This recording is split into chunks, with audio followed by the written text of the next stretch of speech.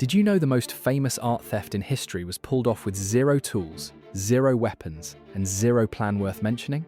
In 1911, Vincenzo Peruggia hid inside the Louvre overnight. He had worked there before, helping install the glass case that protected the Mona Lisa. He knew the building. He knew the routines. The next morning, he lifted the painting off the wall, tucked it under his coat, and walked out the front door. The Louvre didn't even notice for 24 hours. Staff assumed it was being photographed. Pablo Picasso was arrested as a suspect. Meanwhile, Peruggia kept the Mona Lisa under his bed, in a Paris apartment. For 2 years, he wasn't a criminal mastermind. He genuinely believed he was returning stolen Italian heritage to its rightful home. That belief destroyed him. When he tried to sell it to a Florence art dealer, the dealer recognized it immediately and called the police.